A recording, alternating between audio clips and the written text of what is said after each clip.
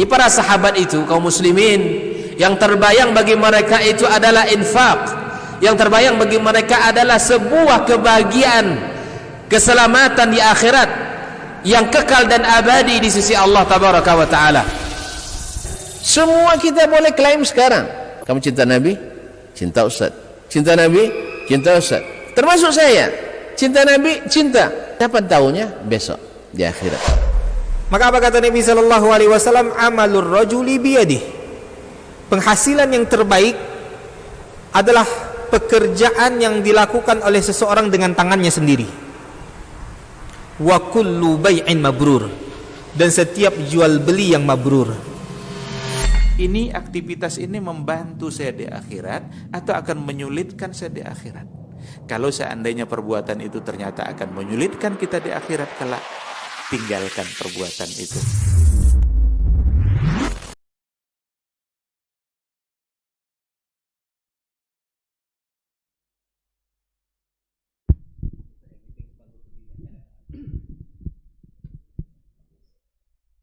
Bismillah. Assalamualaikum warahmatullahi wabarakatuh.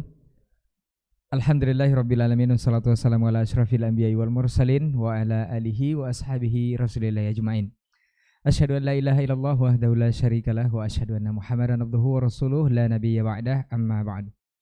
91,1 FM Radio Rabbani Merajut Ilmu dan Peradaban, Generasi Rabbani dan pemirsa KMTV, juga kaum muslimin dan kaum muslimat dimanapun antum berada, serta dapat menyimak siaran kita di kesempatan pagi hari ini. Alhamdulillah kita bersyukur kepada Allah Subhanahu wa taala kembali dipertemukan di program Diktat Dialog Keilmuan Islam bersama Ustaz untuk episode ke-45. Salawat dan salam kepada Nabi Muhammad sallallahu alaihi wasallam. Di kesempatan pagi hari ini alhamdulillah ketiga narasumber atau guru-guru kita sudah berkesempatan hadir di momen Hari Raya Idul Fitri 1444 Hijriah. Kita akan mengangkat sebuah tema yang berkaitan erat dengan hari raya ini, yaitu kedudukan hari raya dalam Islam. Nanti seperti apa dan bagaimana, insya Allah dari masing-masing narasumber akan menjelaskan kepada antum semuanya untuk hari ini di tema kita kedudukan hari raya dalam Islam. Untuk tidak memperpanjang mukadimah, kaum muslimin dan kaum muslimat juga Generasi Rabbani serta pemirsa KMTV, kita sapa dulu beliau-beliau ini yang sudah hadir di studio. Untuk pertama ada guru kita Ustaz Dr. Dasman Yahya Mali LCM Hafizahullah Ta'ala. Assalamualaikum Ustaz. Sehat di hari raya Ustaz? Nah Ustaz, taqabbalallahu minna wa minkum Ustaz. Kemudian Ustaz Dr. Hidayatullah Ismail LCM Hafizahullah Ta'ala. Assalamualaikum Ustaz. Alhamdulillah sehat Ustaz ya. Baik. Kemudian Ustaz Dr. Helmi Basri LCM Hafizahullah Ta'ala. Assalamualaikum Ustaz. Sehat Ustaz? Alhamdulillah. Baik, Generasi Rabbani dan pemirsa KMTV, untuk tidak memperpanjang mukadimah, barangkali kita langsung saja kepada pembahasan untuk hari ini. Untuk pertama seperti biasa kita minta kesediaan waktu dari guru kita Ustaz Dr. Dasman Yahya Mali LCM Hafizahullah Ta'ala. Fal yatafadhal masyruq Ustaz. Naam.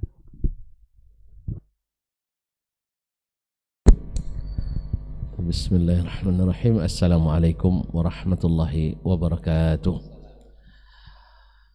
Innal hamdalillah nahmaduhu wa nasta'inuhu wa nastahdihi wa nastaghfiruhu wa natubu ilayhi wa na'udzu billahi min syururi anfusina wa sayyiati a'malina. May yahdihillahu fala mudilla lahu wa may yudlil fala hadiya lahu. Ashhadu an la ilaha illallah wahdahu la syarika lah wa ashhadu anna Muhammadan abduhu wa rasuluh la nabiyya wa la rasula ba'dah. Ya ayyuhalladzina amanu taqullaha haqqa tuqatih wa la tamutunna illa wa antum muslimun. Ya ayyuhan nas ittaqu rabbakum alladzi khalaqakum min nafsin wahidah wa khalaqa minha zawjaha wa batha minhuma rijalan katsiran wa nisaa wattaqullaha alladzi tasaaluna bihi wal arham innallaha kana 'alaikum raqiba. Ya ayyuhalladzina amanu taqullaha wa qulu qawlan sadida yuslih lakum a'malakum wa yaghfir lakum dhunubakum wa man yuti'illaha wa rasulahu faqad faza fawzan 'azima. Amma ba'du, fa inna asdaqal hadithi kitabullah wa وخير الهدي هدي محمد صلى الله عليه وسلم وشر الأمور محدثاتها وكل محدثة بدعة وكل بدعة ضلالة وكل ضلالة في النار. معاشر المسlimin wal muslimat, baik yang hadir di studio, para tuan guru kita Dr. Hidayatullah, Dr. Helmi Basri, dan saudara Kurey yang senantiasa setia menemani di acara diktat kita ini, dan juga Ustadz Adnan yang di studio, dan Cip di atau yang lainnya di studio Rabbani 91,1 FM Merajuk Ilmu dan Peradaban. Bersyukur kita alhamdulillah pada pagi ini bisa kembali bertemu, masih dalam suasana Masya Allah hari raya.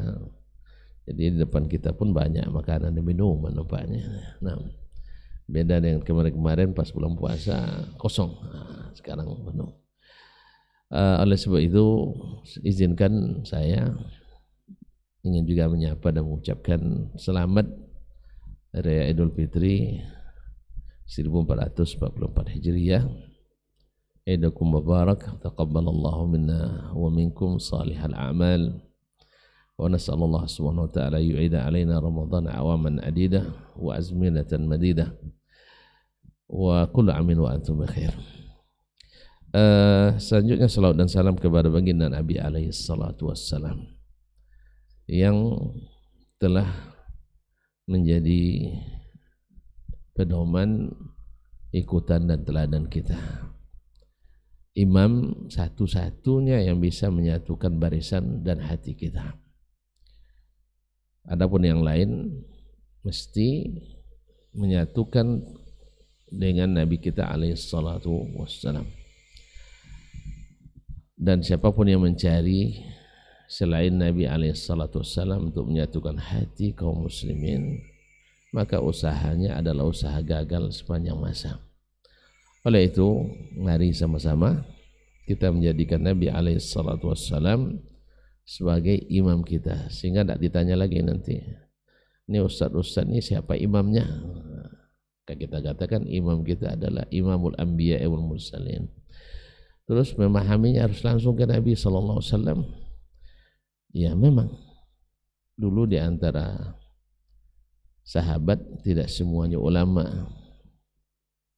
Nabi sallallahu alaihi wasallam menyampaikan Al-Qur'an kepadanya dan hadis. Tidak dibilang dulu kamu belum boleh belajar langsung ke saya. Tidak boleh baca Quran dan hadis langsung. Tanya dulu Abu Bakar, tanya dulu Umar baru enggak. Ini sunnahnya Nabi sallallahu alaihi wasallam itu. Yang demikian juga Al-Quranul Karim seperti disebutkan oleh Imam Tabari, semuanya dimudahkan untuk dipelajari dan dipahami. Jadi pemahaman yang dibawa oleh Nabi alaihissalatu wassalam itulah yang dia sebutkan dan jelaskan. Mudah-mudahan kita semua bisa sama-sama mengikutinya dan melawan hawa dan nafsu kita. Ya, sehingga tidak ada di antara kita yang mengatakan di zaman Nabi belum berkemajuan, di zaman kita penuh dengan kemajuan. Zaman Nabi belum hebat, zaman kita adalah lebih hebat. Tidak. Zaman kehebatan Islam itu justru di zaman Nabi alaihissalatu wassalam. Kita kemajuan teknologi benar, tapi sebenarnya teknologi Nabi itu lebih maju. Kita baru ke bulan, ceritanya sampai bulan, Nabi sampai ke langit ke-7 Sidratul Muntaha. Kita memerlukan biaya besar, sedangkan Nabi tanpa biaya, tak menguras APBN. Demikian juga dengan apa yang dia sunah-sunahkan. Alhamdulillah, misalnya mengetahui hari raya kemarin, mengetahui puasa, dengan mata yang Allah beri ini cukup sebenarnya. Tapi karena kita ingin lebih apalagi ada teleskop gitu untuk ini, sehingga yang tidak nampak seharusnya jadi nampak juga. Itu masalahnya kadang. Akhirnya teleskop menimbulkan masalah. Kalau timbul segala menimbulkan masalah, kita tinggalkan. Segala yang menimbulkan masalah kita tinggalkan. Kita satukan hati dengan Nabi alaihissalatu wassalam. Nah, pada hari ini kita bicara tentang Masya Allah suatu hal yang besar. Ya, karena hari raya. Apa itu hari raya? Ya, definisinya sebagian mengatakan harus ada salat dan khutbah baru dinamakan hari raya. Ini tidak benar, sebab Nabi SAW tidak mengharuskan hari raya itu baru disebut hari raya adanya salat dan khutbah. Ini saya pertama zaman ini juga baru ketemu definisi ini, bahwa hari raya itu baru disebut hari raya kalau ada khutbah dan salat. Sebab ketika Nabi SAW dulu datang ke Madinah, dia dapatkan orang-orang Aus dan Khazraj punya hari raya yang mereka warisi dari nenek moyang mereka dulu sejak zaman jahiliyah. Lalu Nabi SAW melarang untuk meneruskan itu. Ya, kalau bahasa kita sekarang kan kearifan lokal itu. Ya, berarti Nabi anti kearifan lokal juga tidak. Jangan salah paham dulu. Ini terlalu cepat atau menjustifikasi, tidak. Nabi tidak anti kearifan lokal secara totalitas. Ada kearifan lokal yang arif, ada kearifan lokal yang tidak arif. Ini harus dibedakan. Siapa yang tahu itu? Nabi SAW. Jadi ada kearifan lokal yang Nabi pertahankan, seperti kepemurahan mereka, dermawanan mereka di musim haji, menyiapkan makan dan minum, akomodasi, itu dipertahankan. Karena apa? Diizinkan Allah Subhanahu wa taala. Diizinkan Allah Subhanahu wa taala. Kemudian dulu orang-orang jahiliyah kalau malam hari di depan rumahnya sengaja dibuat obor supaya para musafir yang ingin menumpang tahu rumah ini siap menampung siapapun yang datang untuk menginap di rumahnya. Ini juga sebuah kearifan lokal yang arif, yang senantiasa dijaga dan diteruskan oleh Nabi SAW. Di antara kearifan lokal Nabi SAW seperti dalam syairnya Tarafa ibn Abd, seorang penyair ulung di masa jahiliyah dulu. Dia keluar rumahnya, nampak istri saudaranya, tetangganya keluar, dia pun kembali masuk. Dia biarkan istri orang itu dulu lewat. Ini kan juga kearifan lokal juga yang dipertahankan. Kalau kita dulu kan yang ibu-ibu di ruang tengah, bapak-bapak di ruang depan. Ini kearifan lokal yang harus dipertahankan. Demikian juga dengan syair-syair misalnya. Keahlian orang jahiliyah dulu, Nabi SAW tetap membolehkan, karena izin tidak itu datang dari Allah Subhanahu wa taala. Nah, hari raya ini yang diwarisi dari masa jahiliyah, maka Nabi SAW langsung katakan, innallaha qad abdalakum idaini khairan minhuma. Ada dua hari raya orang Aus dan Khazraj, yaitu Allah sudah gantikan, Allah yang menggantikan, bukan Nabi aja, dan dari Allah SWT mengganti dengan dua hari raya yang lebih baik daripadanya. Kenapa lebih baik? Karena hari raya jahiliyah tidak ada nilai, tidak ada pahalanya, tidak ada ibadahnya, tapi hanya sekedar lahwun walagun, yaitu sekedar main-main, bergembira, tidak ada unsur nilai ibadahnya. Nah, sedangkan dalam Islam kita lihat, Masya Allah, Idul Fitri wa Idul Adha seperti yang disebutkan Nabi SAW punya nilai, Masya Allah. Idul Fitri datang setelah hari puasa, Idul Adha datang setelah haji, berkaitan dengan suatu ibadah. Jadi kita ingin, seperti kata Allah SWT, walitukmilul iddata walitukabbirullaha ala ma hadakum, yaitu ketika kamu menyempurnakan dan sukses menyempurnakan ini, dan insya Allah mendapat kemenangan, mendapat gelar muttaqin, maka berhak Anda untuk berselebrasi dengan batas-batas yang sudah ditentukan oleh Ilahi. Makanya hari raya Idul Fitri ini sangat berharga dan punya kedudukan tinggi di sisi Allah SWT. Sebab apa? Datang dari Allah dan disampaikan oleh Rasulullah SAW. Nah, Idul Adha juga datang setelah haji. Masya Allah, diizinkan pula kita untuk bergembira dan mengapresiasi pekerjaan kita, diapresiasi oleh Allah SWT untuk bergembira pada hari raya itu, tapi gembira yang bernilai ibadah, bernilai ibadah. Oleh sebab itu kaum muslimin dan muslimat dirahmati Allah, maka hari raya itu mengandung unsur ta'zim wa taqdis wa tathhir wa tarbiyah dan seterusnya. Oleh sebab itu, apa yang dimaksud dengan hari raya? Hari raya itu adalah ma'tidah min zamanin wa makanin liqasd ta'zim. Ya, ma'tidah min zamanin atau makanin liqasd at-ta'zim, seperti kata Ibnu Qayyim dalam kitab Ighatsatul Lahafan. Jadi tidak ada istilah mesti ada khutbah, mesti ada salat dulu.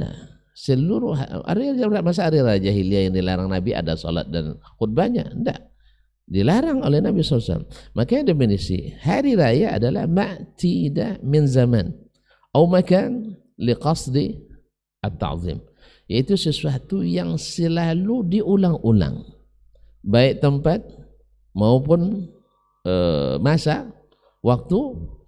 Tujuannya apa? Lit ta'zim, untuk menta'zim, memuliakan dan membesarkan. Misal tempat adalah misalnya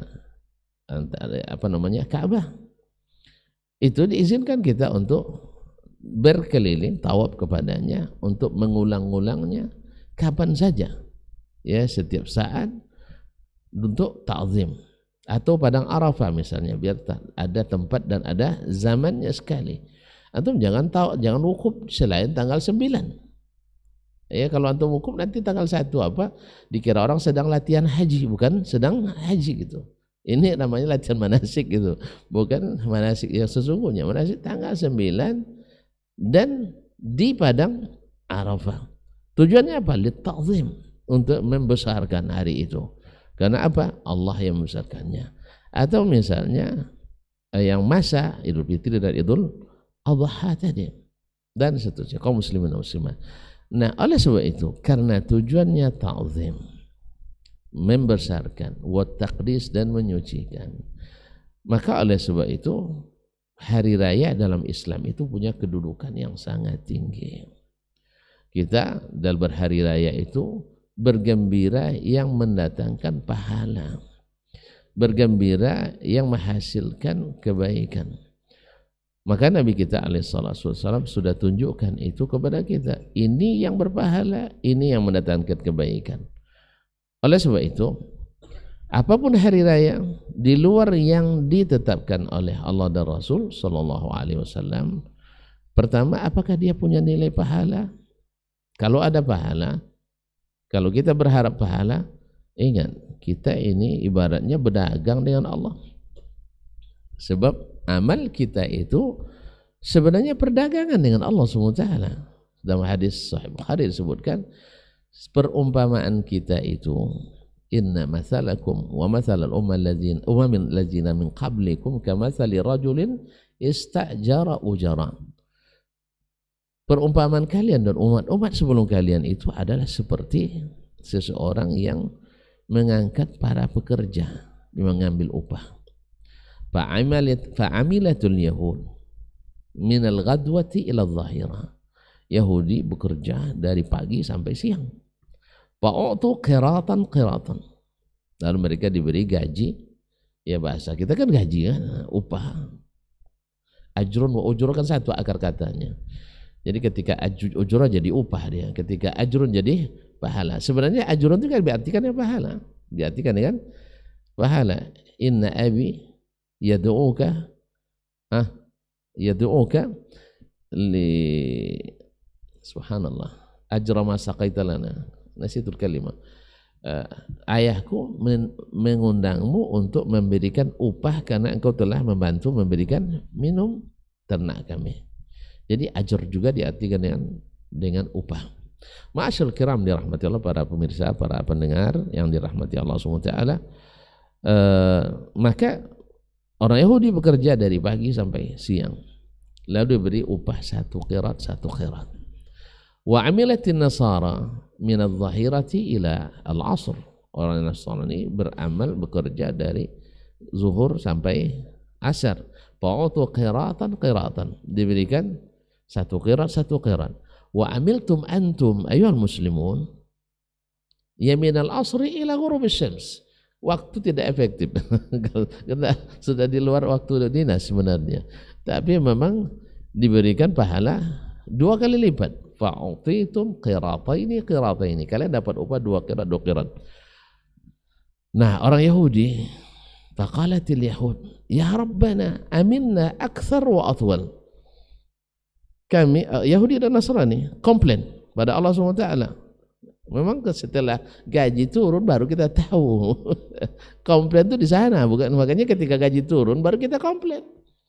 Apa kata Yahudi dan Nasrani? Ya rabbana amilna akthar wa atwal. Kami bekerja lebih lama dan lebih banyak. Fa'utina qiratan qiratan. Wa amilal muslimuna, orang-orang Islam bekerja lebih sedikit, aqal wa aksar, lebih pendek masa kerjanya, tapi wa'utu qirataini qirataini. Ini tidak adil. Itulah bahasa Arab kurangkan bahasanya dalam hati mereka, ini tidak adil Allah SWT. Lalu Allah buka kontrak kerja, SK-nya. Itu berapa kita janjikan? 1 qirat. Ada enggak hal zalamtukum min haqqikum syai'an? Ada enggak hak kalian yang saya zalimi? Allah, wa ma rabbuka bidzallamil lil 'abid wa ma ana bidzallamil lil 'abid. Allah tak pernah zalim. Lalu mereka akui, enggak ada hak kami yang tidak berikan. Kalau gitu kenapa kalian komplain? Dzalika fadli utihi man asya. Itu keutamaan kelebihan yang aku berikan pada siapa yang aku kehendaki. Nah, ikhwani fillah, asyahid di sini bahwasanya kita ini berdagang dengan Allah. Ibarat barang, Allah pesan begini. Nanti kalau kita bawa sesuatu tak sesuai pesanan, ada enggak hak Allah menolak kita? Hah? Ada hak Allah menolak kita. Maka oleh sebab itu, berhari rayalah sesuai dengan pesanan, sesuai yang dipesan Allah SWT. Innallah qad abdalakum idaini khairan minhuma. Allah telah mengganti 2 hari raya yang lebih baik bagi kamu dari hari raya jahiliyah tadi, yang disebut dengan kearifan lokal tadi. Nah, ini kalau kita berhari raya mengharapkan pahala dan menganggap itu sebagai hari yang dibesarkan. Ma'tida min zamanin aw makanin liqasdi ta'zim, yaitu sesuatu yang biasa dilakukan, yaitu dimaksudkan baik tempat maupun waktu untuk tujuan menta'zim. Oleh sebab itu, ikhwani kaum muslimin dan muslimat, secara garis besar hari raya ini mungkin bisa diklasifikasikan menjadi 3. 1, hari raya syar'i. Hari raya syar'i, maka dalam Islam ya kumpulkanlah semua dalil yang sahih dan insyaallah sharih adalah hanya 2 hari raya yang diakui dalam Islam dengan makna ta'zim tadi, yaitu untuk mendapatkan pahala. Oleh sebab itu kaum muslimin yang ingin berhari raya dan berharap pahala, dia amalkan sesuai dengan yang dipesan oleh Allah SWT. Karena tidak sesuai pesanan, tidak sesuai SK, tidak sesuai SOP, khawatir nanti tertolak amal kita. Dan Allah dan Rasul sudah wanti-wanti itu. Banyak ayat, banyak hadis melarang kita untuk tidak melakukan kecuali yang dipesan oleh Allah SWT. Yang kedua, hari raya agama lain. Hari raya yang dibesarkan oleh agama lain. Ini jelas tanpa khilaf diharamkan kita untuk merayakannya. Yang ketiga adalah hari-hari raya, tidak hari raya keagamaan, tetapi adalah hari raya yang bukan berasal dari umat Islam. Kalau tidak hari keagamaan kan tidak ada pahalanya.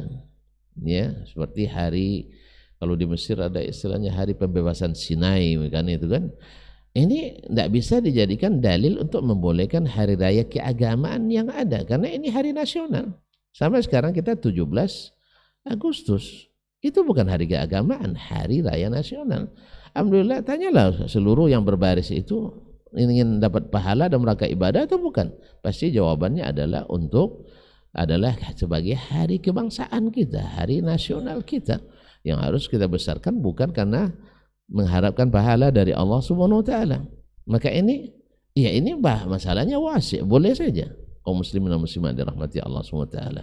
Tapi kalau antum dengan mengharapkan pahala secara khusus dengannya, berarti sudah menganggap satu ibadah yang tidak dibenarkan. Jadi ada hari raya agama kita, dan itu Idul Fitri dan Idul Adha yang diizinkan Allah dan dipesannya. Ini kalau kita lakukan, laku insya Allah ketika dibuka catatan di hadapan Allah SWT. Beramallah sesuai pesanan. Yang kedua adalah hari raya agama lain, dan kita dilarang untuk membesarkannya. Ini tidak ada khilaf, kecuali belakangan aja dia khilaf, ya, kadang-kadang sampai kalap pula. Nah, jadi bukan khilaf, jadi kalap gitu. Ya, tidak ada sebenarnya di kalangan para ulama khilaf sebelumnya. Sudah ijma bahwa agama lain itu lakum dinukum waliyadin, tidak ada lagi. Tiba-tiba belakangan ini ada aja khilaf.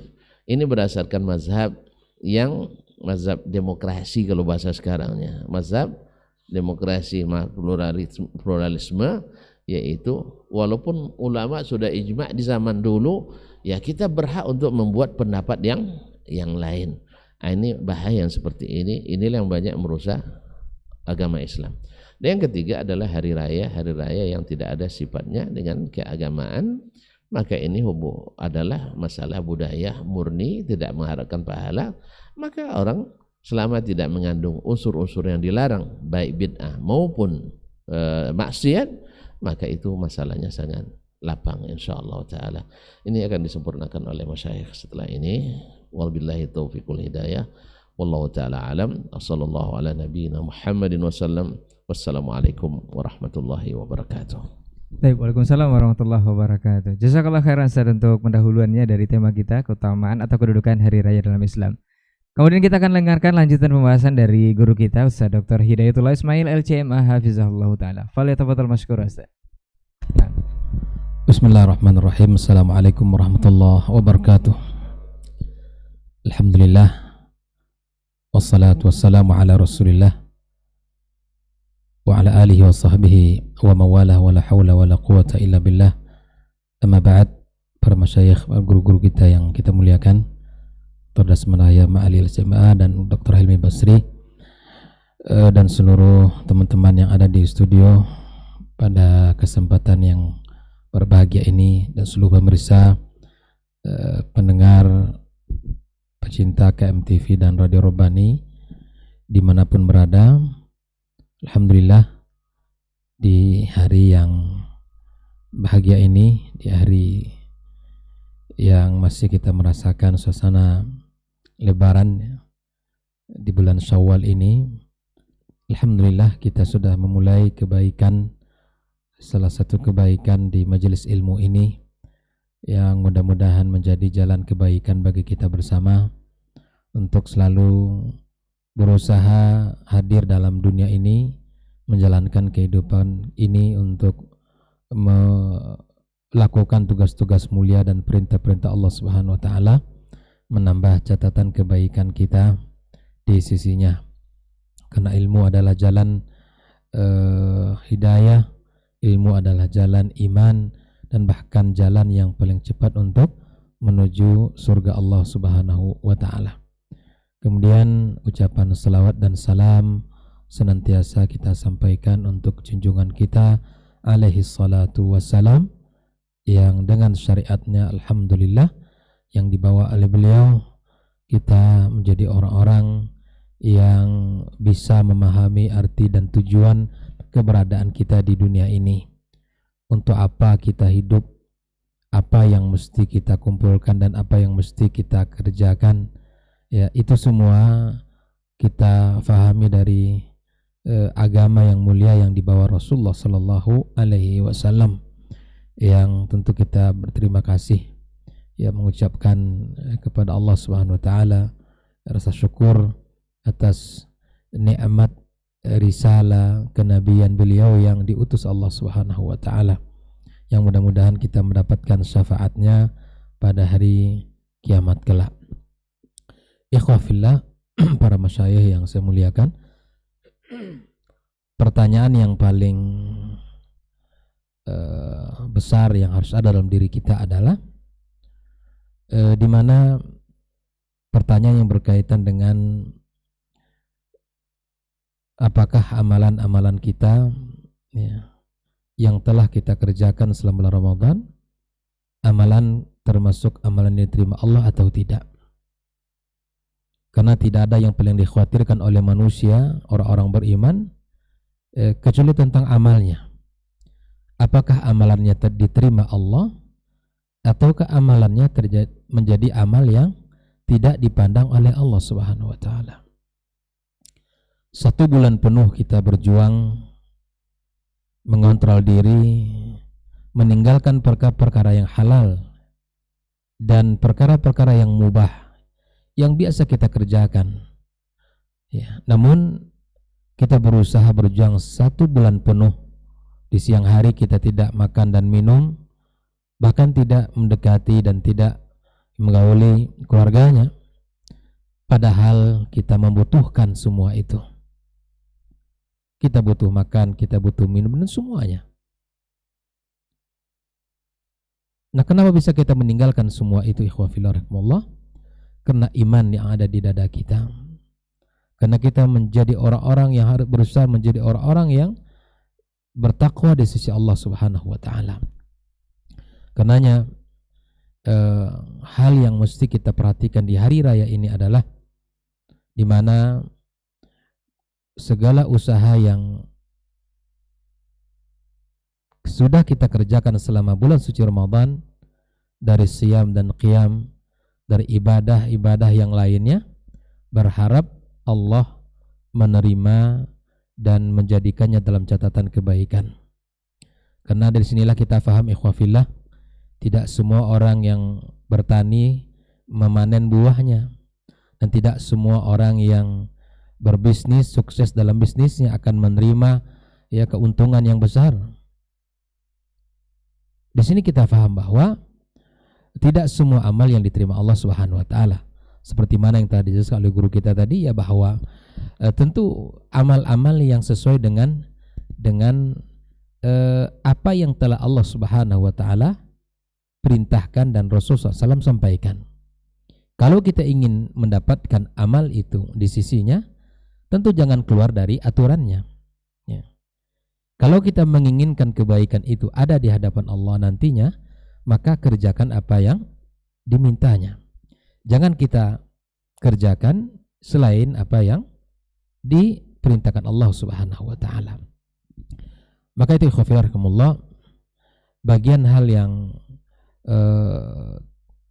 penting dalam kehidupan kita untuk senantiasa berusaha berada di atas rel agama yang benar ini. Apalagi tentang hari raya. Hari raya ya hakikatnya adalah di mana yang syar'i itulah yang dua yang telah disebutkan tadi. Yang Allah Subhanahu wa taala mengganti seluruh hari raya yang telah ada selama ini. Ya, hari raya Idul Adha dan hari raya Idul Fitri. Dan hari raya kaum muslimin itu sangat erat kaitan dengan tauhid. Sangat erat kaitan dengan tauhidullah azza wa jalla. Makanya di dalam ibadah-ibadah kita yang besar setelah hari raya, di hari raya Idul Fitri misalnya, seperti ini disampaikan, kita sudah berjuang 1 bulan penuh, kita mentauhidkan Allah Subhanahu wa taala, karena sesungguhnya ibadah puasa ibadah yang memupuk tauhid kita, yang memupuk keikhlasan kita. Siapa yang tahu di antara kita selama 1 bulan itu, hari-hari yang kita lewati, ya ini puasa atau tidak? Orang bisa saja berpura-pura, tapi kemudian Allah maha tahu bahwa dengan ibadah keikhlasan dan kejujuran yang kita bangun itu sendiri juga merupakan adalah bagian dari tauhid yang paling besar dalam ibadah itu. Makanya hari ini, di hari raya ini kita merayakan, kita bergembira, kita bersuka cita, berjuang bersama 1 bulan penuh. Harapan kita adalah kita menjadi orang-orang yang diterima Allah Subhanahu wa taala seluruh kebaikan-kebaikan kita.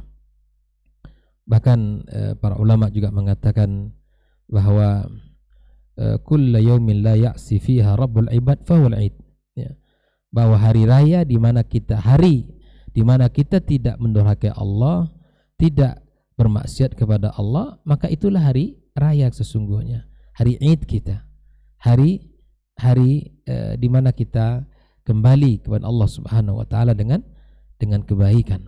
Ikhwah fillah rahimakumullah. Maka apa yang mesti kita lakukan di hari raya ini dan hari-hari berikutnya, tentulah berusaha untuk menjaga seluruh amal-amal yang telah kita lakukan pada bulan-bulan Ramadan 1 bulan penuh. Paling tidak, ya, ada 4 hal yang mesti kita jaga sebagai bentuk manifestasi daripada ketakwaan kita di bulan Ramadan yang diinginkan Allah Subhanahu wa taala, yang merupakan sekaligus buah manis dari perjuangan kita selama 1 bulan penuh. Hal ini disadur dari perkataan Ali bin Abi Thalib radhiyallahu taala anhu tentang makna ketakwaan itu sendiri. Di dalam beliau mengatakan makna takwa itu ada 4 poin penting, ya. Yang pertama adalah al-khaufu minal jalil, di mana kita selepas Ramadan, ya, setelah Ramadan ini usai, kita berharap bertambah rasa takut kita kepada Allah Azza wa Jalla. Tidak lagi menjadi pecandu-pecandu keburukan, tidak lagi menjadi pelaku-pelaku maksiat kepada Allah Azza wa Jalla. Sudah kita latih mata kita, ya, telinga kita, lisan kita tidak bicara yang tidak baik selama bulan suci Ramadan. Maka rasa takut itu mesti kita tumbuhkan kepada Allah Subhanahu wa taala. Ya. Kita tidak lagi yang, ya, mencari rezeki yang haram atau melakukan perbuatan-perbuatan yang dimurkai Allah Subhanahu wa taala. Apabila seorang beriman kepada Allah Azza wa Jalla pasca Ramadan, bertambah rasa takutnya kepada Allah Azza wa Jalla, ini pertanda buah manis daripada perjuangannya selama bulan suci Ramadan. Di Ramadan kita takut kepada Allah Azza wa Jalla, khawatir amal-amal kita, ya, puasa kita tidak diterima olehnya dan pahalanya hilang. Kita menjaga, berusaha untuk mengawasi diri kita. Dan kebaikan, sebagaimana kata para ulama, Ibn Rajab Al-Hambali mengatakan juga, jazaa'ul hasanati al-hasanatu ba'daha. Kebaikan itu, ya, buah dari kebaikan itu, kebaikan, ya, yang akan Allah hadirkan setelahnya. Jadi kalau kebaikan selama bulan Ramadan itu, kebaikan-kebaikan yang sudah kita lakukan diterima Allah Subhanahu wa taala, maka akan Allah tambahkan kebaikan yang lebih besar setelah itu. Itu rasa takut kita kepada Allah semakin kuat.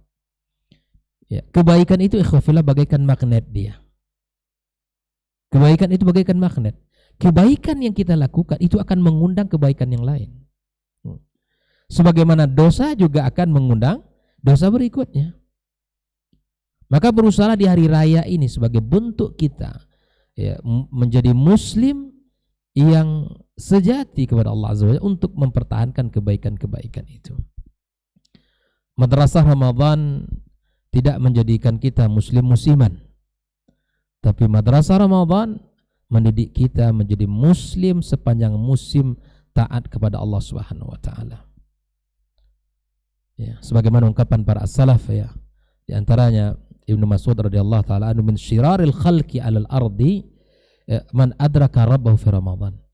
Manusia yang paling buruk itu siapa, ikhwafillah? Yang ada di muka bumi ini mereka yang hanya kenal dengan Allah, yang tahu dengan Rabbnya ketika Ramadan saja. Ya, salat jemaahnya kuat memang Ramadan, puasa dilaksanakan. Pasca Ramadan semua itu diurai. Ya, pelan-pelan berganti hari di bulan Syawal ini hilang semangat, hilang intizam dengan kebaikan. Ini tanda di mana rasa takut kita tidak bertambah kepada Allah Subhanahu wa taala. Maka itu ikhwafillah rahimakumullah, jadilah muslim yang selalu taat kepadanya. Karena Rabb yang kita sembah di bulan Ramadan, yang kita takuti adalah Rabb yang kita sembah di bulan-bulan Syawal dan bulan-bulan berikutnya. Ini yang pertama. Agar Id ini bermakna dalam kehidupan kita, maka jaga 4 hal yang dipesankan oleh Ali bin Abi Thalib ini. Yang pertama adalah tumbuhkan rasa takut kita kepada Allah Subhanahu wa taala.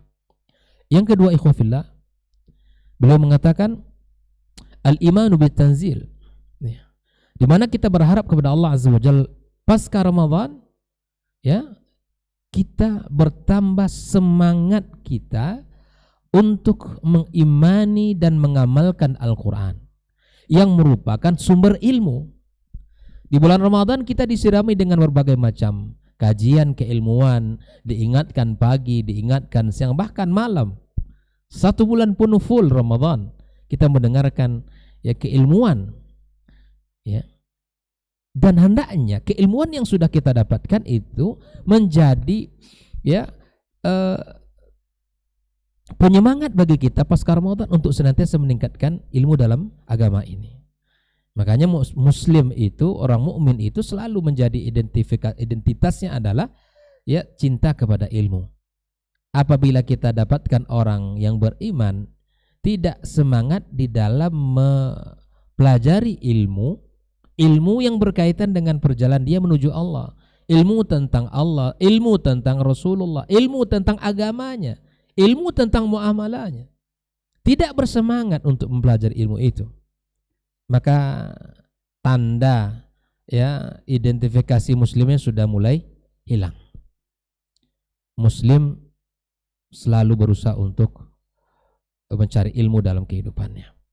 Makanya Nabi SAW mengatakan dalam sebuah hadisnya, talabul ilmi faridatun ala kulli muslim, sebuah kewajiban sebagaimana kewajiban kita dalam hal-hal yang lain.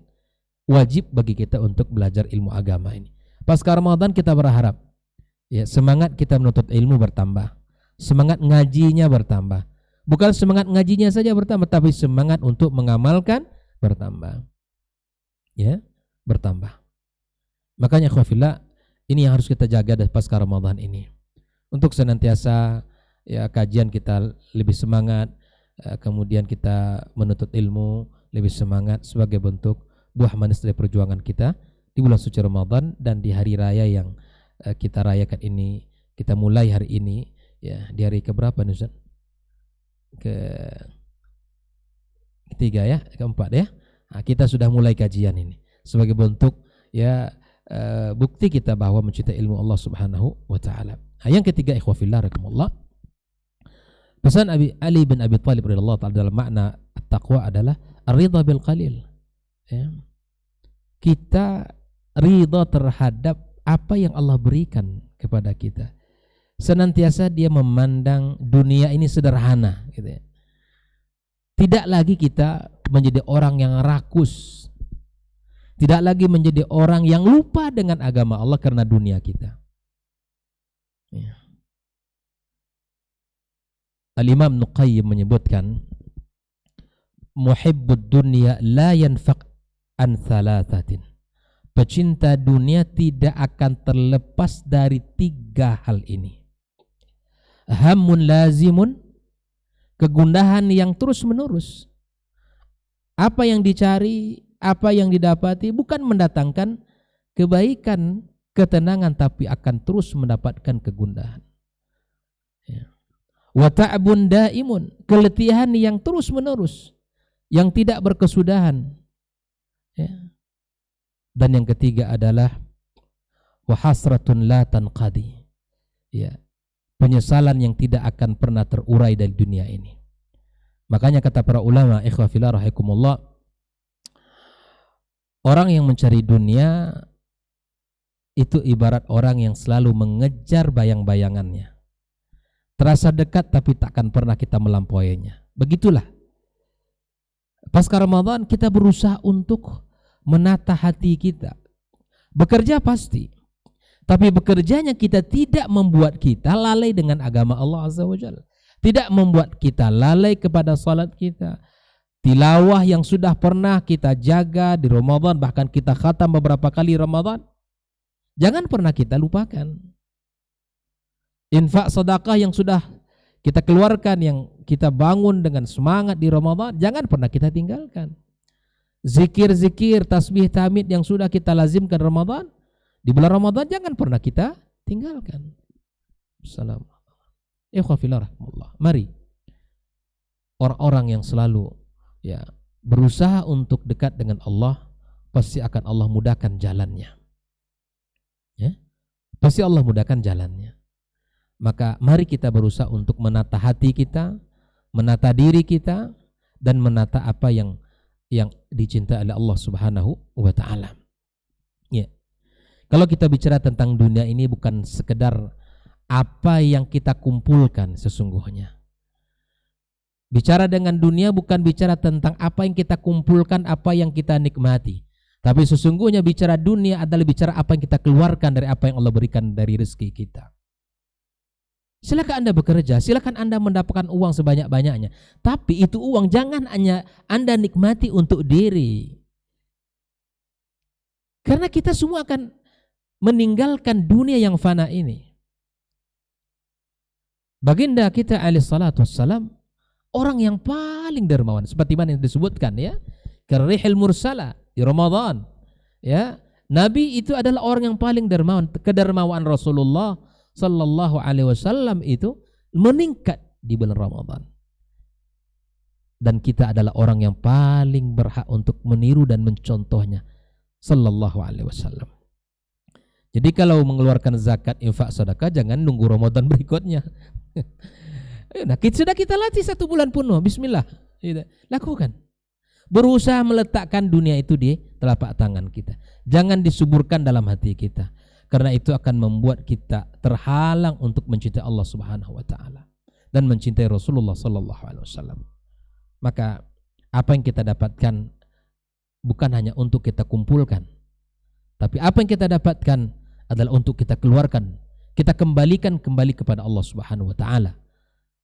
Kita pulangkan kepada Sang Pemilik Allah Azza wa Jalla.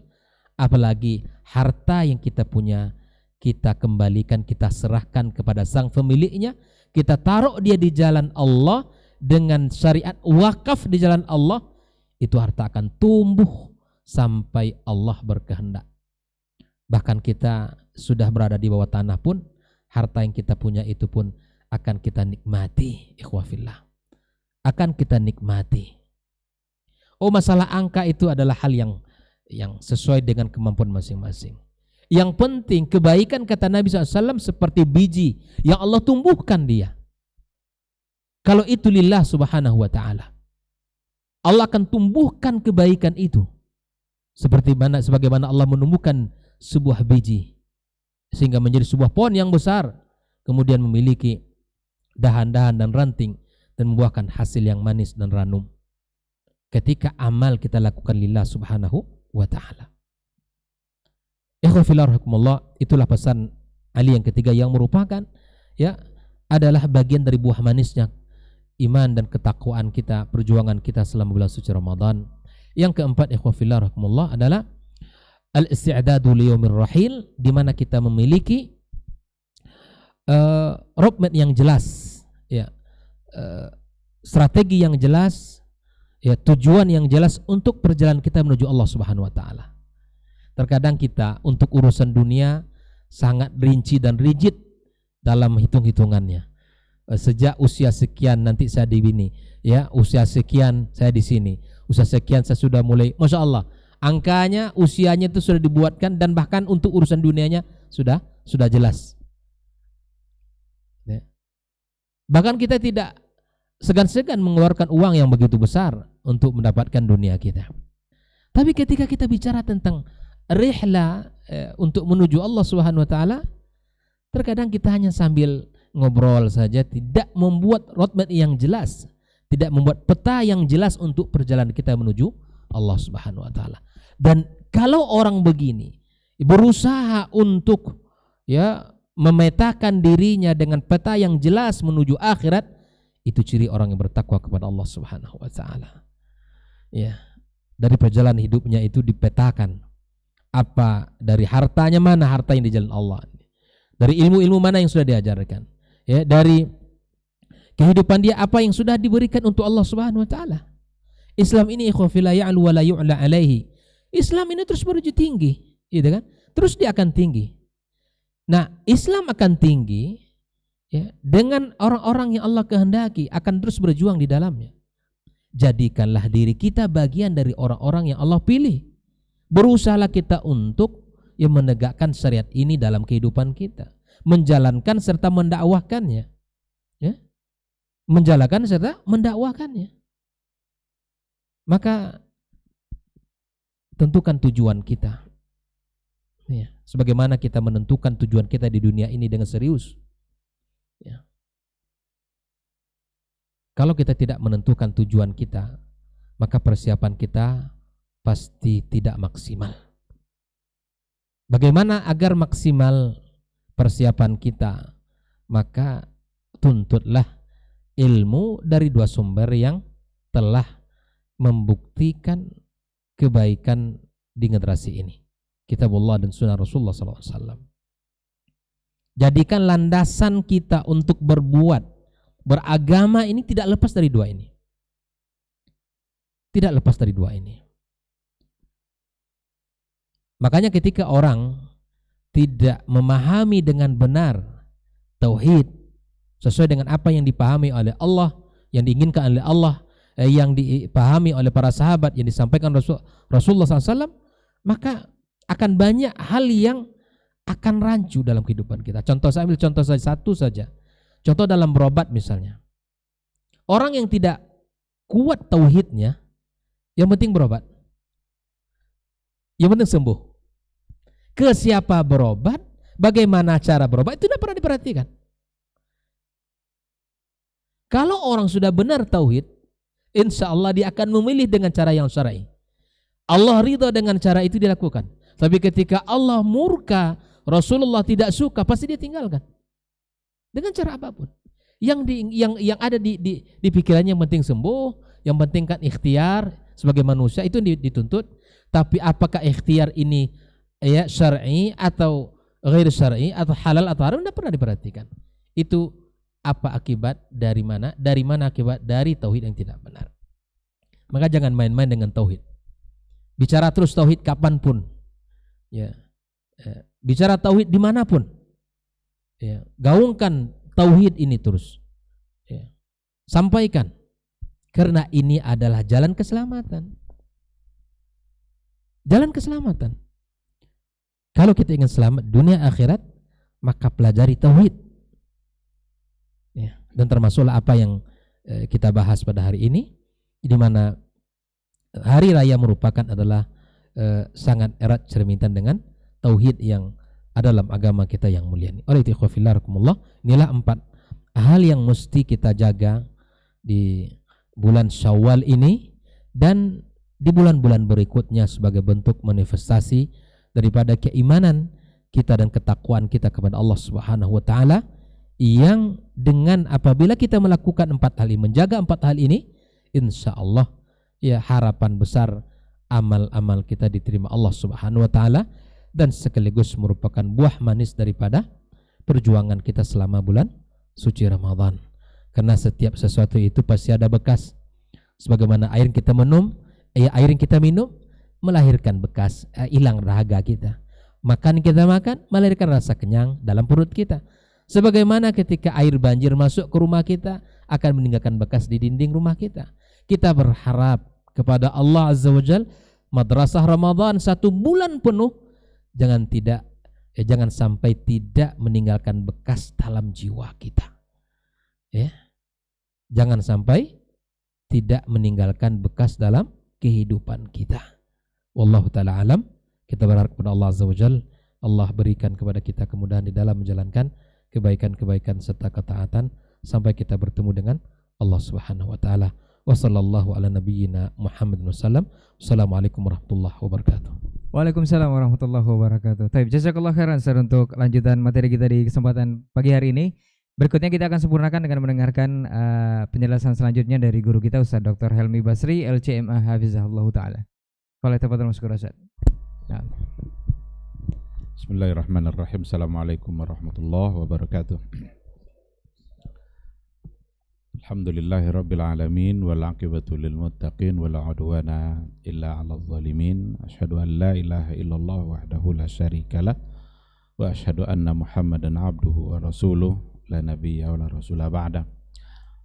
Para masyayikh, guru-guru kita, Dr. Dasman, Dr. Hidayatullah, semoga Allah selalu melindungi mereka berdua. Saudara Ray yang setia bersama kita, semoga selalu Allah jaga dan berikan kesehatan.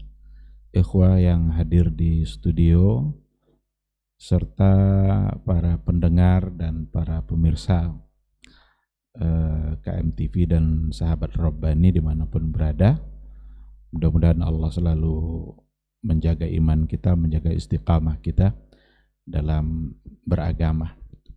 Kita bersyukur pada Allah Subhanahu wa Ta'ala pada pagi yang penuh berkah ini, yang berbahagia, kita bisa kembali melanjutkan acara Diktat, sebuah acara yang mudah-mudahan bisa menjadi wasilah untuk mendapatkan ilmu, dan dengan ilmu itu kita bisa semakin dekat dengan Allah Subhanahu wa Ta'ala, Sang Pemberi ilmu. Karena tidak ada satupun ilmu yang bisa kita dapatkan kecuali kalau diizinkan oleh Allah. Tidak ada satu ilmu pun yang bisa kita amalkan kecuali kalau seandainya Allah memberikan kemampuan untuk mengamalkan itu. La haula wa la quwata illa billah. Dan untuk itu semua kita harus bersyukur, dan mudah-mudahan syukur kita membuat kita semakin sadar dengan siapa kita dan dengan siapa pula Allah Sang Khalik. Salam dan salam kita ucapkan untuk Rasulullah sallallahu alaihi wasallam. Allahumma shalli ala Muhammad wa ala ali Muhammad. Mudah-mudahan kita semakin mencintainya, dan mudah-mudahan kita semakin merindukannya. Rindu dan cinta kita harus untuk beliau, karena beliau sangat mencintai dan sangat merindukan kita. Mudah-mudahan kita semua adalah orang-orang yang layak untuk mendapatkan syafaat dan pertolongan darinya di yaumul mahsyar. Amin amin ya rabbal alamin. Ikhwati fillah, pagi ini kita mengangkat sebuah tema berkaitan dengan hari raya dalam perspektif Islam. Bagaimana Islam memandang sebuah hari raya. Saya kira sudah banyak poin-poin yang tadi disampaikan oleh guru-guru kita. Saya ingin melengkapi dan menambah sisi-sisi lain yang barangkali tadi belum terungkap. Hari raya hakikatnya adalah hari di mana kita berbahagia, hari di mana kita bergembira. Tapi bergembira bukan sebagai kegembiraan yang formalitas, karena kita sering terjebak oleh formalitas, gaung, tapi tidak kepada inti atau hakikatnya. Kita baru merasa bergembira kalau ada kembang api, baru bergembira kalau ada hiburan-hiburan, itu formalitas. Kalau hari raya dalam Islam itu kegembiraannya kegembiraan yang substansial, hakiki, bukan pura-pura. Oleh karena itu, kalau kita lihat dua hari raya yang tadi sudah disampaikan sebagai dua hari raya yang syar'i di dalam Islam, itu diawali oleh sesuatu yang memang kita pantas untuk bergembira secara hakikat. Hakikinya kita mau bergembira. Ketika kita sudah berpuasa sebulan penuh, mendekatkan diri kepada Allah, banyak baca Quran, banyak bersedekah, pantas kita sambut dengan sebuah hari raya Idul Fitri. Bergembiralah umat Islam pada hari raya itu. Kalau kita lihat pula hari raya Idul Adha itu diawali oleh 10 hari terbaik dalam setahun. Itu adalah 10 awal Zulhijjah, hari-hari di mana beribadah pada hari itu saja melebihi jihad di jalan Allah. Begitulah besarnya, tingginya kemuliaan ibadah pada 10 hari awal Zulhijjah itu, ditambah lagi dengan hari-hari haji. Oleh karena itu pantas disambut pula dengan sebuah kegembiraan maka datang pula lah hari raya yang disebut dengan Idul Adha. Dan ternyata hari raya secara syar'i dalam Islam itu hanya ada 2 itu. Oleh karena itu pelajarannya adalah hari raya itu hari di mana kita bergembira pada saat kita dekat dengan Allah. Pada saat kita memang bisa melakukan sesuatu yang membuat kita berbahagia di akhirat. Oleh karena itulah Al-Imam Al-Hasan Al-Basri yang tadi sudah disampaikan oleh Dr. Hidayatullah mengatakan bahwa hari raya itu adalah ketika seorang hamba pada hari itu tidak mendurhakai Allah. Hari di mana seseorang tidak durhaka kepada Rabb-nya, fahuwa lahu aid, maka bagi dia hari itu adalah hari raya. Bahkan ada penjelasan yang juga datang dari Anas ibn Malik radhiyallahu anhu, beliau menyebutkan beberapa bentuk yang bisa disebut sebagai hari raya. Kapan hari-hari itu bisa disebut kita sebagai berhari raya? Itu diantaranya adalah hari di mana kalau seandainya kita mati dalam keadaan Islam, hari kalau seandainya kita mati dalam mengucapkan kalimat la ilaha illallah, itu adalah sesungguhnya hari raya. Karena itulah kebahagiaan yang sesungguhnya. Hari di mana nanti kita melewati titian di hari mahsyar, lalu kita selamat dalam titian itu sesungguhnya adalah hari raya. Bahkan hari raya yang terbesar itu adalah ketika kita sudah menginjakkan kaki kita di dalam surganya Allah. Faman zuhziha 'anil nari wa udkhilal jannah faqad faz. Siapa yang sudah dijauhkan dari neraka Allah lalu kemudian dimasukkan ke dalam surganya, faqad faza, sungguh dia telah beruntung, dia telah menang. Dan kebahagiaan hari raya itu ada pada kemenangan itu. Dan kemenangan bukan kemenangan dunia, tapi adalah kemenangan akhirat. Oleh karena itu hari raya yang kita lewati kemarin itu benar-benar merupakan hari di mana kita berbahagia, tetapi tidak sebagai bahagia formalitas untuk urusan dunia kita, tapi adalah berbahagia di mana dosa-dosa kita diampuni oleh Allah Subhanahu wa taala.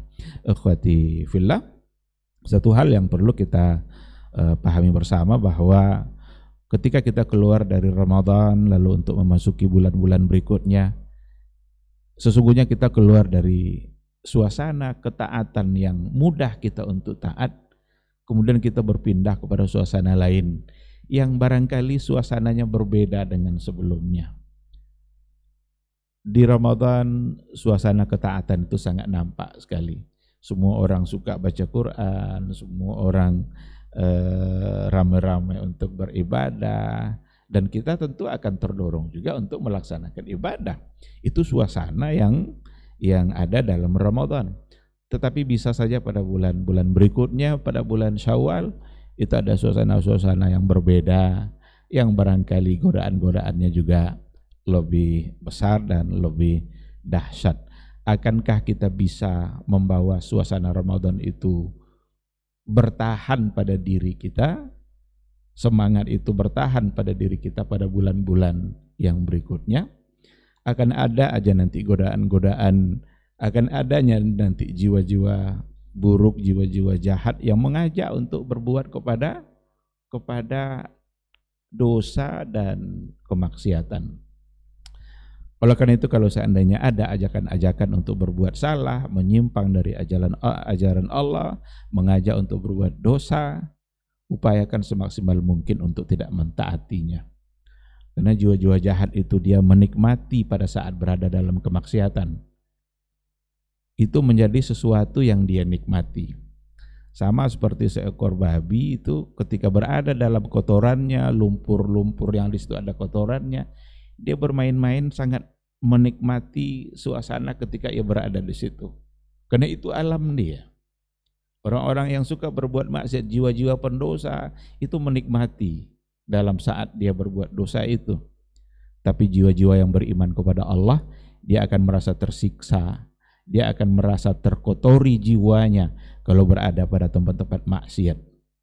Oleh karena itu, seandainya jiwa kita sudah ikut-ikutan pula menikmati kemaksiatan itu, ini jiwa yang bermasalah. Ini perlu untuk dipertanyakan sejauh mana pengaruh Ramadan yang ada pada jiwa dia, sejauh mana keberhasilan madrasah Ramadan dalam membangun kepribadian dia setelah Ramadan itu berlalu. Mudah-mudahan Allah membantu kita semua untuk tetap berada dalam ketaatan setelah Ramadan berlalu. Ikhwati fillah,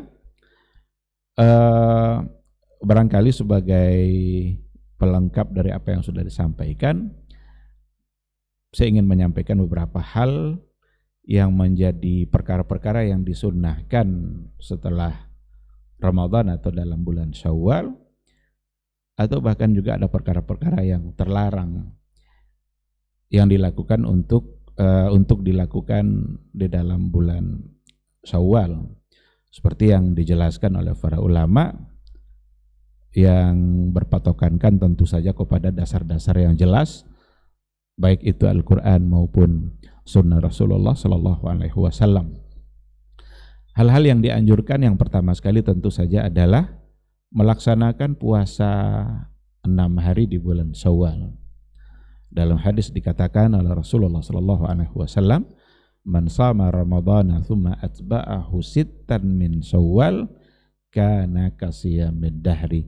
Barang siapa yang berpuasa Ramadan kemudian ia ikutkan dengan berpuasa 6 hari setelah Ramadan, itu di bulan Syawal tentu saja, kana kasiyamid dahri, ia seolah-olah berpuasa 1 tahun. Ini sebuah amal yang disunnahkan oleh Rasul kita, sebuah amalan yang memiliki fadilah yang luar biasa tentu saja. Dan ini sebenarnya adalah sebagai ujian bagi keimanan kita. Ketika kita berhasil mengerjakan ibadah puasa sebulan penuh dalam Ramadan,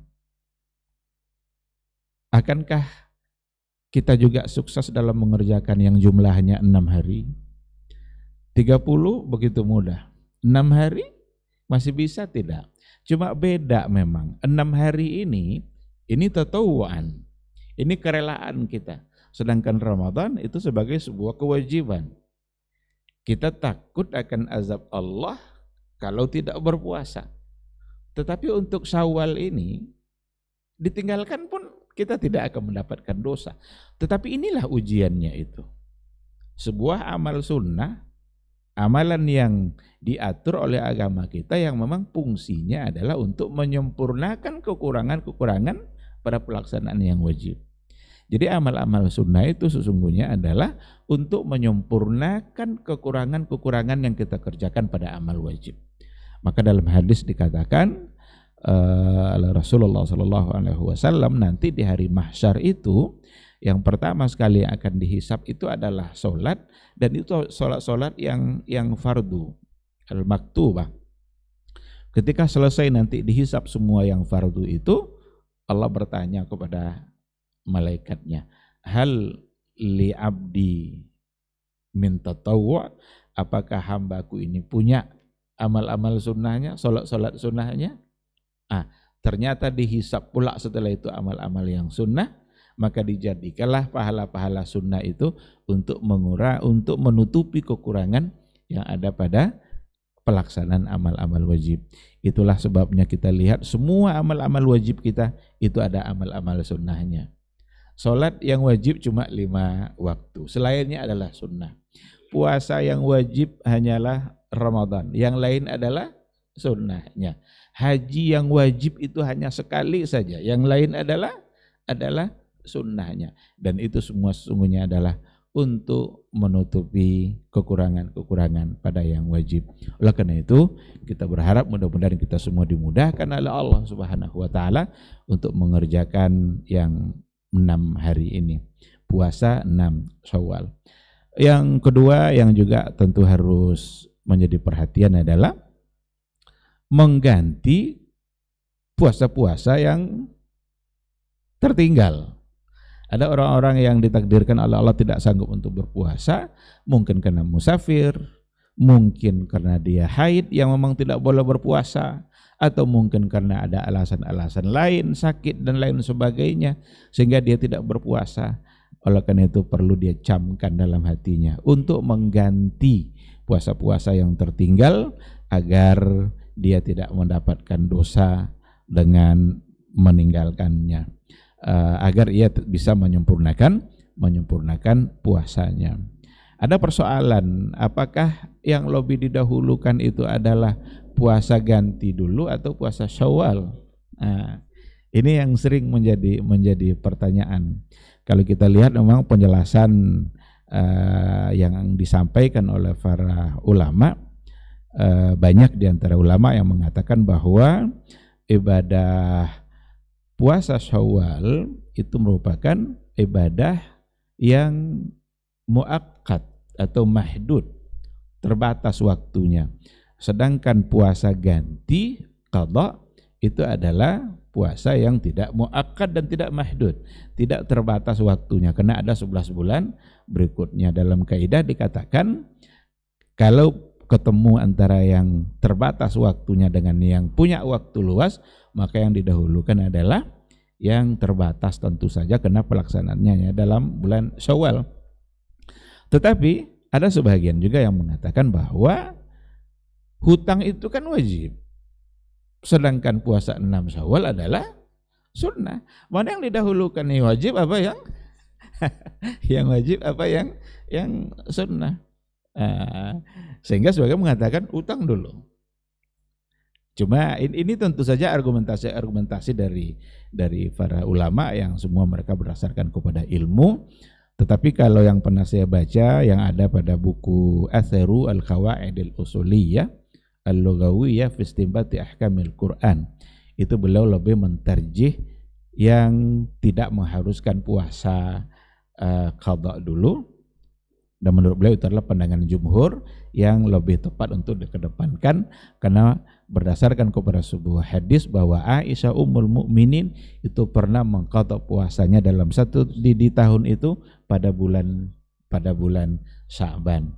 Rasanya tidak mungkin pula lah Aisyah untuk tidak mengerjakan puasa Syawal pada tahun itu, karena dia mengganti pada bulan Sya'ban. Ini untuk perkara yang dianjurkan. Ada hal-hal lain, yang amal-amal lain yang tentu saja memperbanyak amal-amal sebagaimana kita memperbanyak ibadah kita pada bulan Ramadan. Bagian dari hal-hal yang terlarang seperti yang dijelaskan juga oleh para ulama, itu ada istilahnya Aidul Abrar. Aidul Abrar itu hari raya para abrar.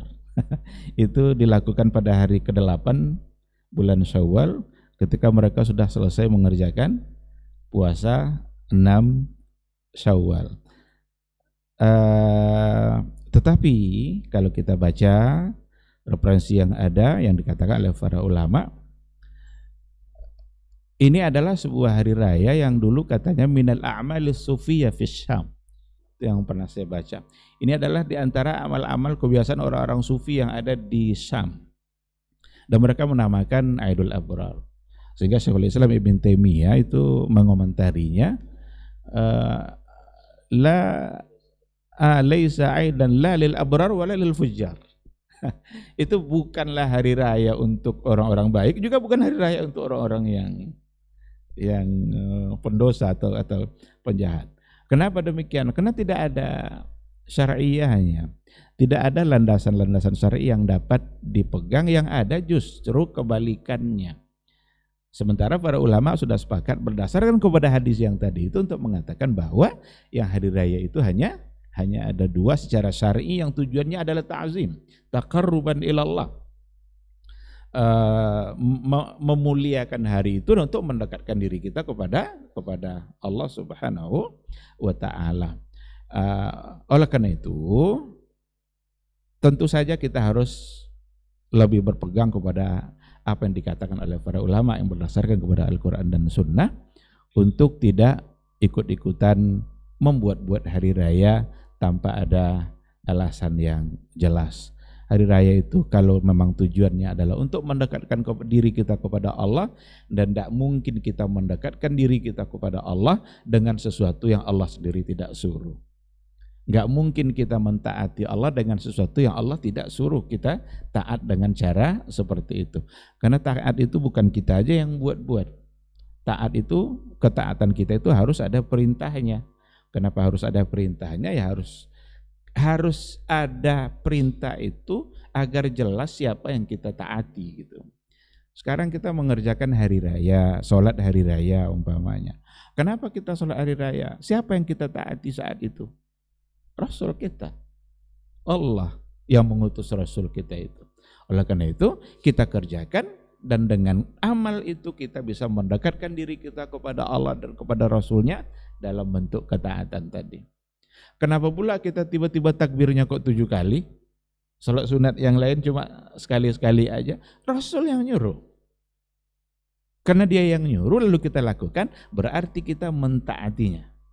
Dan taat itu adalah bukti daripada cinta. Sekarang kalau seandainya kita lakukan Idul Abrar, siapa yang sedang kita taati pada hari itu? Rasulkah? Allahkah? Kalau tidak ada, ketaatan itu untuk dalam rangka mencintai siapa? Mencintai Allah kah? Mencintai Rasul? Sementara Rasul tidak menyuruh. Oleh karena itulah ketaatan itu hanyalah dengan apa yang diperintahkan oleh Allah dan oleh Rasulullah SAW yang dalam bentuk ibadah. Nah, ini perlu nampaknya diberi kata kunci ini, karena nanti akan banyak orang mengkias-kiaskan. Oh kalau begitu bagaimana dengan hari 17 Agustus seperti yang dicontohkan Ustaz Dasman tadi? Itu tidak bisa dikiaskan seperti itu. Kehadiran orang upacara 17 Agustus itu kena absensi, karena kalau tidak hadir nanti kan di absen, kan tidak ada tanda tangan dia. Jangan-jangan nanti kena hukum sama pimpinan. Bukan taqarruban ilallah. Tidak ada satupun mereka yang dalam kehadirannya mengharapkan pahala atau untuk mendekatkan diri. Bukan itu. Jadi bukanlah sesuatu yang bisa dikiaskan seperti itu. Nah, oleh karena itu, mari sama-sama kita pahami, beragama bukan apa yang kita mau, tapi beragama adalah apa yang diinginkan oleh Allah dan oleh Rasulullah SAW. Kalaulah kita cukupkan saja dan apa yang diperintahkan oleh Allah dan Rasul, itu sesungguhnya bagi kita sudah cukup untuk mendapatkan kemuliaan yang sesungguhnya, untuk mendapatkan hari raya yang sesungguhnya, untuk kemudian nanti masuk surga. Tapi kalau seandainya kita tambah-tambah hari raya kita, jangan-jangan justru membuat kita semakin jauh dan dimurkai oleh Allah Subhanahu wa ta'ala. Ini yang mungkin bisa saya sampaikan. Terima kasih. Subhanakallahumma bihamdika asyhadu an la ilaha illa anta astaghfiruka wa atubu ilaik. Assalamualaikum warahmatullahi wabarakatuh. Waalaikumsalam warahmatullahi wabarakatuh. Baik, jazakallah khairan Ustaz untuk penyempurnaan materi kita dengan kedudukan hari raya dalam Islam. Dan sebelum kita tutup diktat kita di kesempatan pagi hari ini, ada beberapa pertanyaan Ustaz sepertinya mengarah, tadi sudah sempat disinggung oleh Ustaz Helmi, sepertinya perlu penjelasan lebih rinci lagi nih Ustaz. Dari seseorang di Panam Ustaz, ingin bertanya mengenai momen hari raya Ustaz. Ustaz, apakah ada nilai tauhid dan pelajaran akidah di hari raya yang disyariatkan? Karena di sebagian daerah yang katanya dengan merayakan ini membungkusnya dengan kearifan lokal, mereka membuat ziarah kubur di momen itu plus ada ritual doa dan makan bersama setelah itu. Bahkan ini juga disokong atau didukung oleh Pemda atau Pemko setempat. Dan juga mereka mengupload di sosmed seperti mengisyaratkan inilah bentuk ketakwaan, meski dalam suasana gembira mereka tetap ingat kepada Allah dengan kehidupan akhirat. Ini mohon penjelasan. Jazakallah khairan Ustaz.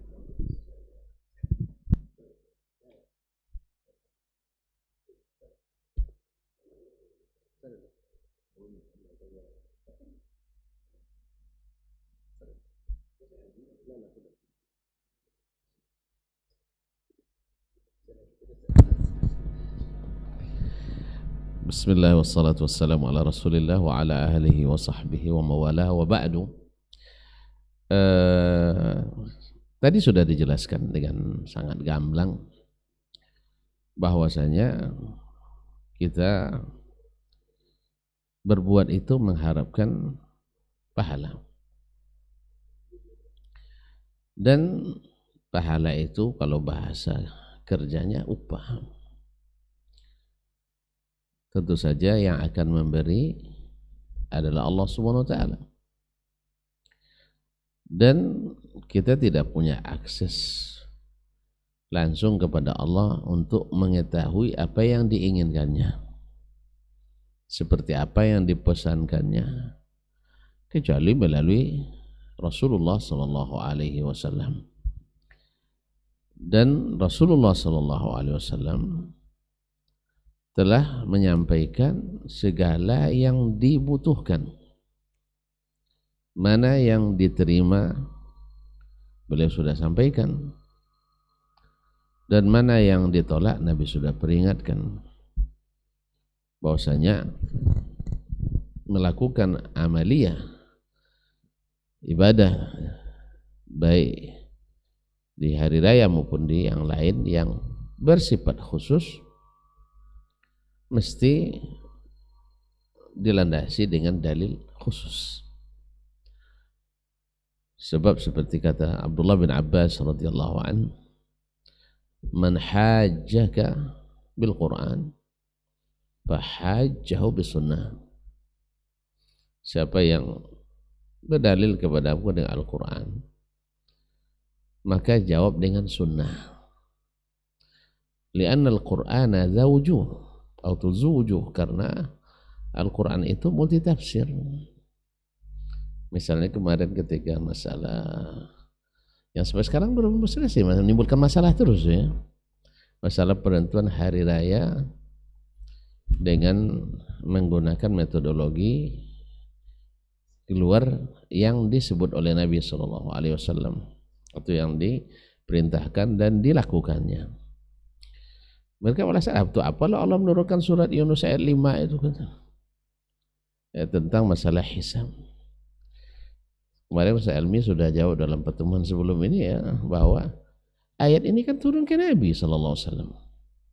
Ayat ini dulu turun ke Nabi Sallallahu Alaihi Wasallam dan turun kepada sahabat. Maksudnya di masa sahabat ayat ini ya mungkin lebih sering mereka baca daripada kita. Lebih sering mereka baca daripada kita. Dan mereka lebih paham. Tapi tak satu pun mereka yang sepaham dengan kita, menjadikannya sebagai landasan penentuan hari raya dengan ilmu hisab ini. Sehingga ya macam-macam lah komentar orang kan. Jadi kita tidak pernah baca ayat ini. Nabi selalu baca ayat ini, sahabat selalu mengulang ayat ini. Bahkan di bulan Ramadan berulang-ulang ayat ini dibaca. Kita kadang satu khatam aja payah menyelesaikannya. Mereka kadang sampai berkali-kali khatam dalam bulan Ramadan. Ya, ada yang sampai 60 kali khatam satu bulan Ramadan. Berarti mereka baca ayat ini. Dan ilmu itu sudah ada jauh sebelum Nabi diutus. Tapi mereka tak ada satupun yang memahami bahwasanya itu untuk yang dimaksud di ayat itu adalah untuk menentukan awal dan ininya. Ma'asyarul kiram dirahmati Allah. Demikian juga dengan menentukan jadwal utus. Kalau itu Ustaz tidak usah memakai jadwal jadwal waktu sholat katanya. Jadwal waktu sholat. Ya kalau memang tidak benar kita tidak pakai. Tapi karena terbukti ini benar, maka kita katakan dipakai. Nah berarti hisab juga benar. Dan dia lihat dulu, kalau nampak benar nampak, ya kita katakan benar. Kalau tidak, nah dia juga jangan penentu, dia hanya sebagai penunjuk jalan. Siapa? Seperti orang yang menunjuk jalan ke antum ke tempat dokter spesialis, lalu dikasih obat oleh yang spesialisnya, dia bilang ini tidak benar obatnya, antum ikut yang dokternya atau ikut penunjuk jalannya. Menurut hisab itu sudah ada bulan, tidak bisa dilihat, tapi dilihat tidak nampak dia. Atau mendustakan mata atau mendustakan kira-kira. Oleh itu makanya tidak bisa sesuatu yang belum disepakati. Menentukan waktu sholat ini kan tidak semua dengan itu dasar utamanya. Dasarnya tetap dengan tergelincir matahari. Aku suwalo pakai tiang dulu nanti matahari. Kaum muslimin dan muslimat dirahmati Allah. Nah kembali ke tadi. Nah, semua petunjuk Nabi alaihissalatu wassalam dalam masalah ini Nabi berapa kali hari raya Idul Fitri? Hah? Ayat ya ayyuhallazina amanu kutiba alaikumusiyam. Tahun keberapa turunnya? Tahun kedua Hijriyah. Berarti kalau Nabi hari raya berarti tahun kedua, 3, keempat, kelima, keenam, ketujuh, 8, 9, 10. Berarti 9 kali Nabi berhari raya. Tidak cukup kira-kira menurut antum 9 kali Nabi Idul Fitri. Tidak cukup tidak bagi kita untuk mengetahui seperti apa Nabi berhari raya. Ya rasanya kaum muslimin dan muslimat rahmati Allah SWT, kalau Nabi sudah 9 kali disaksikan sahabat, sahabat menukil kepada kita, kepada tabi'in dan seterusnya, tidak ditemukan Nabi beramai-ramai dia ke kuburan di Idul Fitri atau di Idul Abrar tadi. Berarti kita mengamalkan ini sesuai pesanan atau di luar pesanan? Di luar. Berarti kalau di luar antum nak klaim pahala dari siapa? Kan tidak sesuai pesanan. Tidak sesuai pesanan. Oleh sebab itu, di mana antum nak dapat pahala? Oh enggak, ini hanya tradisi. Kalau itu tidak usah berharap pahala. Cuman tradisi seperti ini benar enggak? Lebih banyak unsur baiknya atau lebih banyak unsur tidak baiknya? Bagi kami yang sudah menyaksikan langsung, ya rasanya wallahu a'lam ya. Nyosekui dengan menyaksikan. Artinya tujuan ziarah kubur, 1, mengingat kematian, 2, mendoakan orang mati. Iya kan? Nah, itu terrealisasi dengan benar atau tidak? Wallahu a'lam. Wallahu a'lam. Lihat cara berpakaiannya. Orang yang nak ingat mati atau yang nak ingat hidup lebih lama lagi. Yang kedua, mana yang lebih dominan, doanya atau sorak-sorainya? Bicara kajian. Yang ketiga, tujuan utamanya apa? Makan bersama. Tidak kasihan nanti orang tua kita tak bagaimana dari kuburan sana. Kita sekarang makan beramai-ramai, senang-senang. Nah, oleh sebab itu ikhwani fillah, kalau antum tidak ingat, tidak mengharapkan pahala, berarti amalannya sia-sia. Tentu tidak mau antum saya bilang amalan antum sia-sia. Tidak mau kan? Masih tidak mau. Kata tadi, walaupun di suasana gembira masih ingat alam akhirat, berarti untuk kepentingan akhirat, ukhrawi. Nah, kepentingan ukhrawi yang seperti ini laku atau tidak? Kan itu. Sebab kalau tidak ada nomenklaturnya, ya tidak ada nomor anggarannya, ya anggaran pahala ini tidak sesuai SOP, tidak ada SK-nya, antum nak klaim kemana? Tidak teraplikasi dalam sistem. Ya seperti absensi yang sering tidak teraplikasi misalnya. Jadi oleh itu ikhwani fillah, 9 tahun Nabi berhari raya tidak cukup bagi kita untuk mengetahui bagaimana harusnya berhari raya.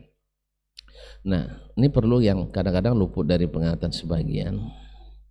Ya Allah, saya ingatkan bahwasanya kan dia tadi sebagian mengatakan ini bukan hari raya katanya, karena ada khutbahnya, nggak ada sholatnya.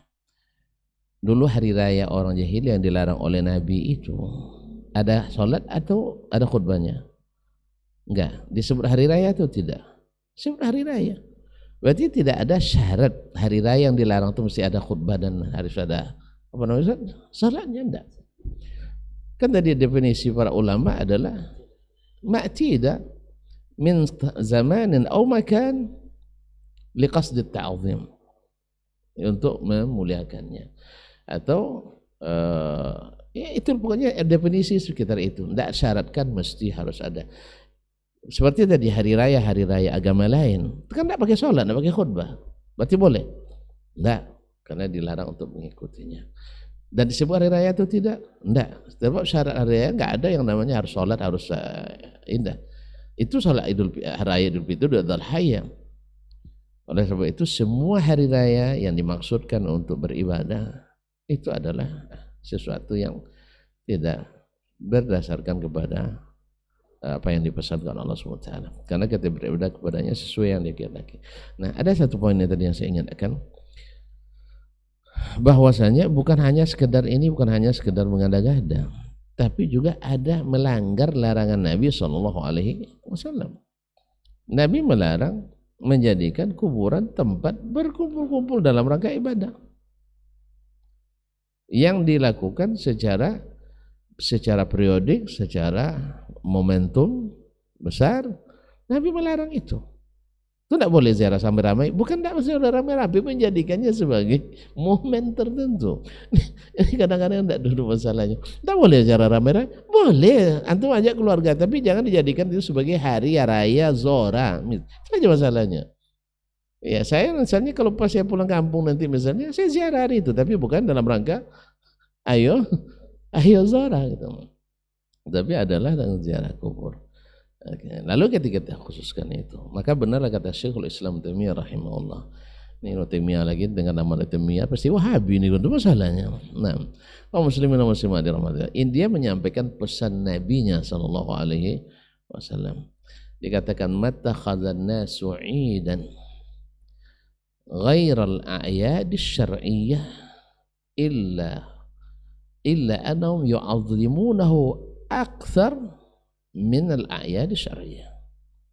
Tidaklah satu umat atau satu kaum mengambil hari raya di luar yang disyariatkan kecuali mereka pasti lebih meninggikannya, menta'zimnya lebih daripada menta'zim hari-hari syar'i. Itu bisa saksikan di mana-mana. Hari raya. Ya, Idul Fitri biasa terasa, Idul Adha tidak begitu. Tapi pas hari raya yang lain, Masya Allah, semua dari penjuru ya'tuna min kulli ya'tuka rijalan wa ala kulli dhamirin ya'tina min kulli fajjin amiq. Yang dirantau pada pulang semua, yang dekat merapat, yang jauh mendekat dan sebagainya. Sepertinya lebih meriah daripada hari raya Idul Fitri dan Idul Adha. Wallahu taala alam. Taib, jazakallah khairan Ustaz untuk jawabannya. Mudah-mudahan bisa dipahami. Ustaz ada tambahan? Taib, cukup.